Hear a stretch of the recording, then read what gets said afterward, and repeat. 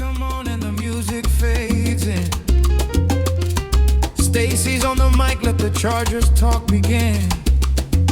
We break it down gentle, but the truth still hits. From the big time plays to the moments we miss. Every week we ride, every story unfolds. On 4630 where the real ones roll.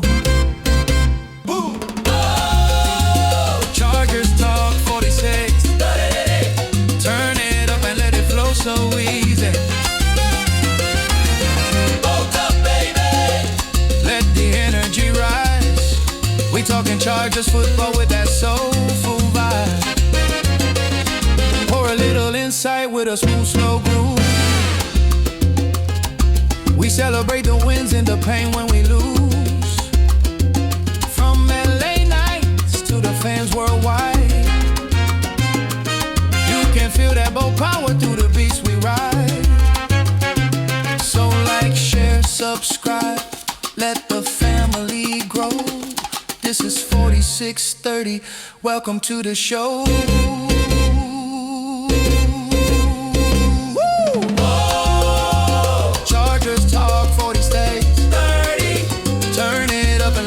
So easy.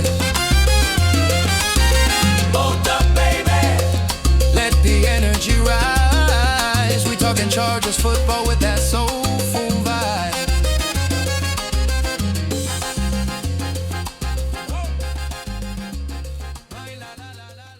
This episode of Chargers Talk 4630 is brought to you by Zevo Life, the exclusive patented superfood changing the way people fuel their bodies. Now listen, if you're looking for a game-changing way to improve your health, Zevo Life is the world's most nutrient-dense whole plant.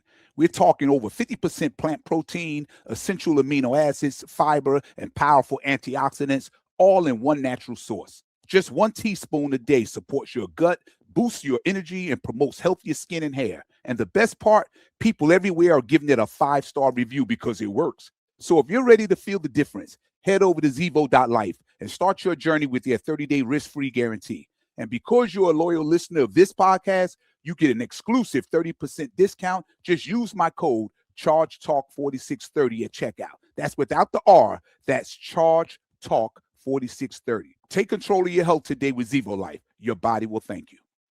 Good morning. What's going on, everybody? This is Stacy, and welcome back to Chargers Talk 4630. I don't know how you guys brought the New Year's in, but I'll say the last 10 years, I was probably asleep about 10 o'clock. So I really didn't say Happy New Year until the next morning when I woke up.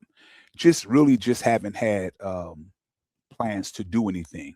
You know, I did my running around and partying and having fun. And as I get a little older, all I want to do is just sit at home and just chill. When the new year came in, me and my wife was dancing and drinking when the new year came in, and we hugged and said Happy New Year to each other. And that's what I did. I don't know what you guys did, but it's a blessing to be here to see 2026.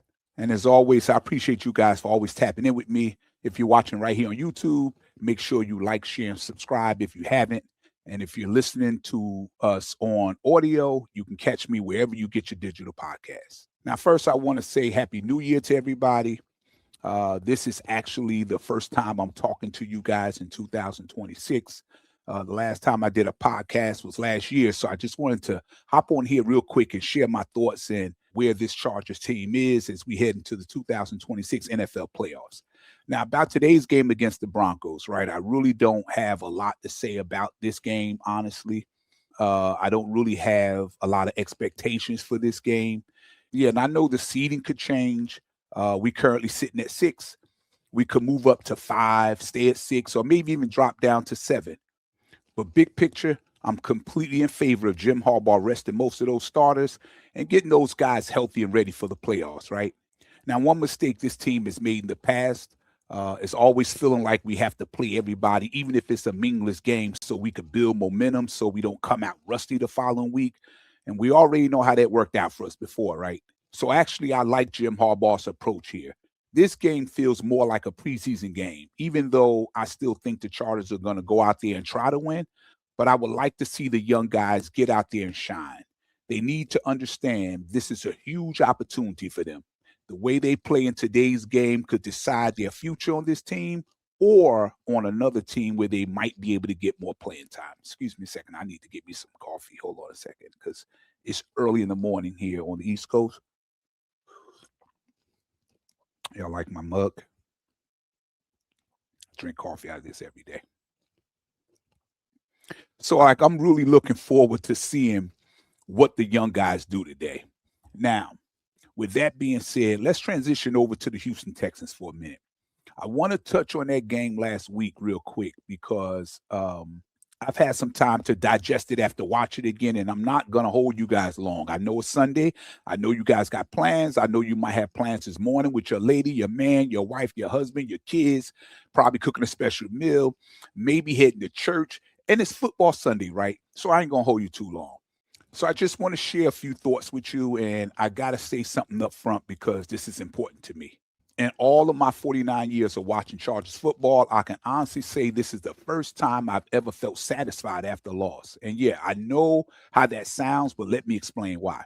Over the last 5 games of the season, people kept telling me, Stacey, the Chargers are not going to make the playoffs because if you look at your last 5 games of the season, they're very brutal. We had to face the defending champion Philadelphia Eagles. You got past that. Then you got to go on the Arrowhead and try to sweep the Kansas City Chiefs for the first time since 2013. And they were also Super Bowl runners-up last year and in the last 5 Super Bowls, I believe. And let's not forget, that game meant everything to the Kansas City Chiefs. They were still fighting to stay alive in the playoff picture. They needed that win. They weren't trying to let a division rival come into their house and knock them out of postseason play. So you get past that. Then you have to deal with the Dallas Cowboys. And offensively, they're very dangerous. Between CeeDee Lamb and George Pickens and Dak Prescott, they've been giving defenses problems all season long. How did the Chargers handle that? They went out there and not only beat the Cowboys, but they blew them out. So now after all that, you line up against the Houston Texans, another tough opponent. And yeah, the game got off to a rocky start for sure. There were definitely communication issues in the secondary, plain and simple. On the first 2 Texans drives, there should have been help over the top, and it just wasn't there.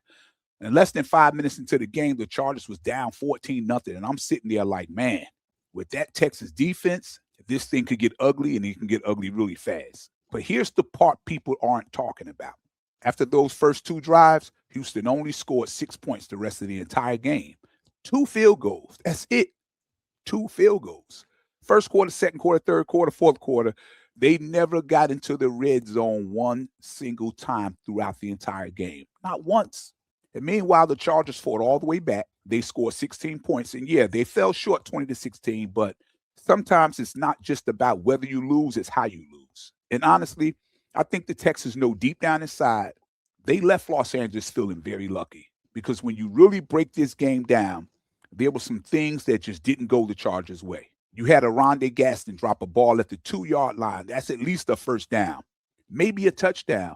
Instead, it pops off his hands. The safety is right there behind him and intercepts it. They might have scored there, but at minimum, that's 3 points off the board. Then you got Cameron Dicker.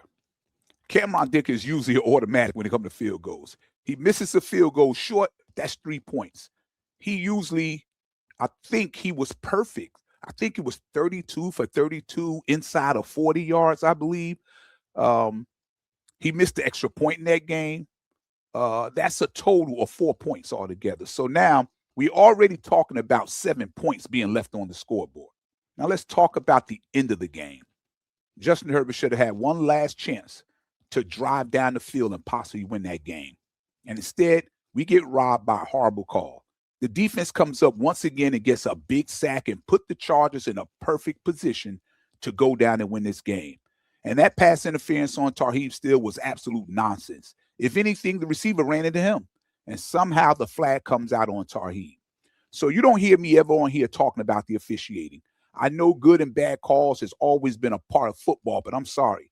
To call a petty call, which you can look at 100 times and still say there's no call there, I do not feel the referee's bad calls should be determining the outcome of a game. Let the players decide that. That was such a huge game with playoff implications, and they just took that opportunity away. And just like that, it cost the Chargers a chance to finish the game the right way. Yeah, Rondé had a rough day overall. Yes, he scored the only Chargers touchdown for the day, but he also dropped multiple passes, including 3 third-down conversions. Those are just drive killers, right? But even with all of that happening, the drops, the missed kicks, the bad officiating, the defense adjusted. It fixed the communication issues, and it completely shut Houston down the rest of the way. And that's why I walked away from that game feeling the way I did. This defense is for real. They showed it against Philly. They showed it against Kansas City. They showed it against Dallas. And they showed it again when they played the Houston Texans. All the experts said this was going to be our roughest stretch. The Chargers stood 10 toes down in every one of those games. And in my opinion, this is how you win championships. This is a championship caliber defense. I love the way Jesse Minter had these guys playing. I like the way Jim Harbaugh is coaching this team. Yeah, there are still questions with the offense and some of the play calling with Greg Roman. And absolutely, the offensive line has had its issues this year. But despite all of that, this is a good football team. And I'll say this right now. I'm not afraid to play Buffalo. I'm not afraid to play Houston again.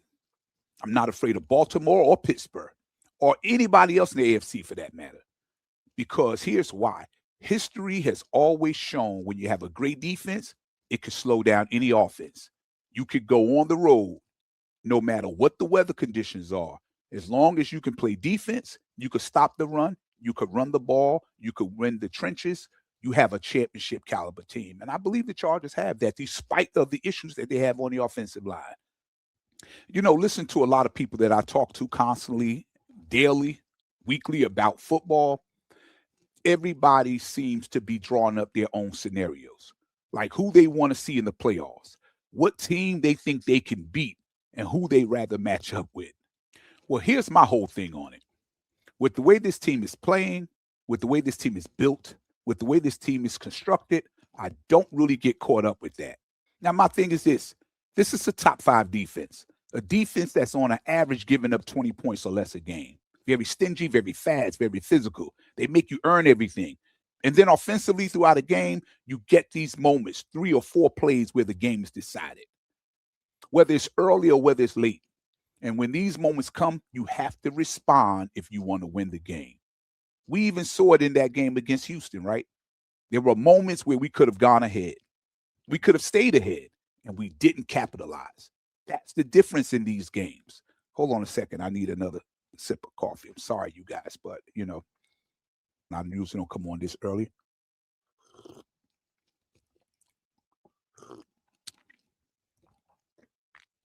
My apologies.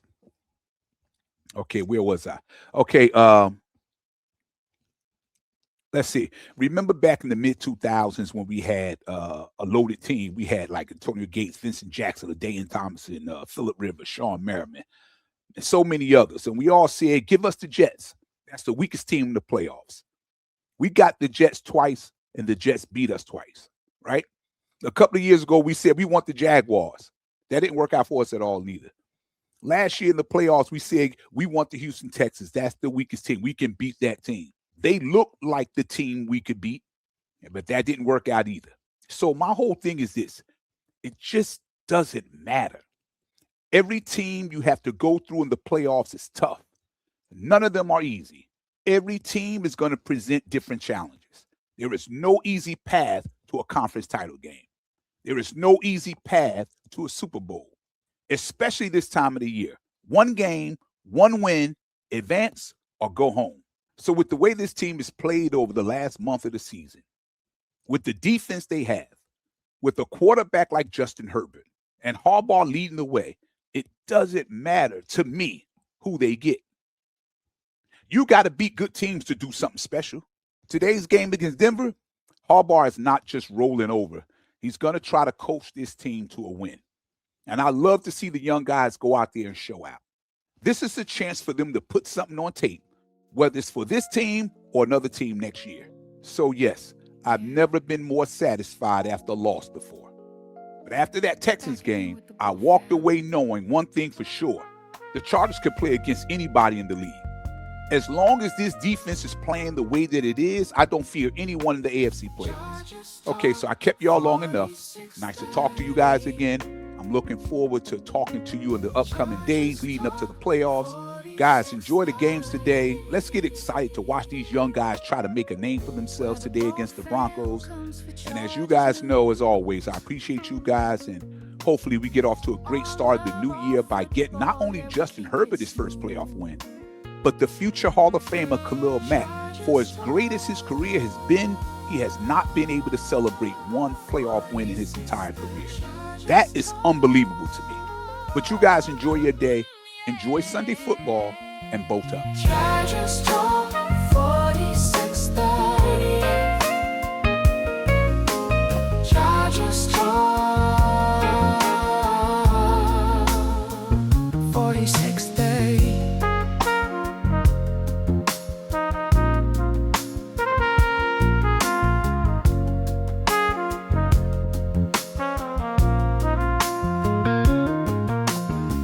Chargers Talk.